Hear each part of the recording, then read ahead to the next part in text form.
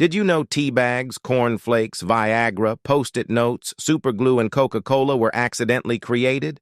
Tea bags. Around 1908, Thomas Sullivan, a New York tea importer, sent samples of tea to his customers in small silken bags without clear instructions. Some customers, instead of emptying out the contents of the tea bag, used it by dipping the entire bag into the pot. Later, the customers complained that the mesh on the silk was too fine. Thomas Sullivan, listening to those complaints, then developed sachet made of gauze, corn flakes. In 1894, Dr. John Harvey Kellogg, serving as the superintendent of the Battle Creek Sanitarium in Michigan, collaborated with his brother, Will Keith Kellogg, in a quest for wholesome and vegetarian foods for the sanitarium's patients. One day, Will accidentally allowed boiled wheat to go stale and become flaky. Rather than discarding it, he decided to bake the wheat, resulting in a delightfully crunchy texture. The patients loved it, prompting the Kellogg brothers to explore other grains. This experimentation led to the creation of the corn recipe that has become a beloved breakfast staple today. In 1906, the Kellogg's Company was founded to commercialize this popular breakfast cereal, Viagra. One of the most widely prescribed drugs globally had a surprising origin. Initially developed to address angina, a heart condition causing constriction of blood vessels supplying the heart. The drug's primary purpose in preventing anginas was found to be inefficient during trials. However, an unexpected outcome emerged. Male participants experienced an increased frequency of erections. Although this unintended result might have initially disappointed the developers, it turned out to be a serendipitous discovery, leading to the transformation of Viagra into a lucrative asset for Pfizer. Post-it notes. The tool we now rely on for organizing thoughts and to-do lists, Post-it notes, emerged from a blend of accident and necessity. In 1968, 3M employee Spencer Silver aimed to develop a robust adhesive for airplane manufacturing but stumbled upon a weak pressure-sensitive adhesive named acrylate copolymer microspheres. Despite its reusability and residue-free peeling, 3M struggled to find a profitable application, leading to the invention being shelved.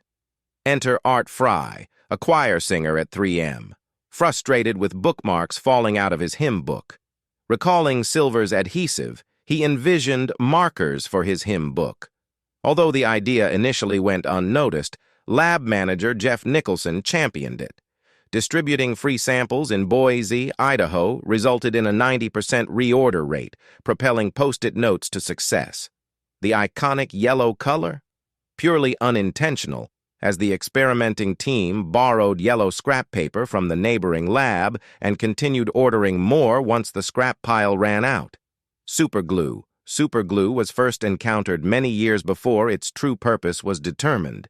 Researcher Harry Coover, who worked for Eastman Kodak, first attempted to use the substance to create plastic gun sights during World War II, which became problematic because it stuck to everything. In 1951, Coover experimented with the glue yet again, this time to develop heat-resistant jet airplane canopies, becoming frustrated yet again by its uber stickiness. These experiments helped Coover to realize that the glue didn't require any heat or pressure to bond two items together permanently, and thus, superglue was born, Coca-Cola.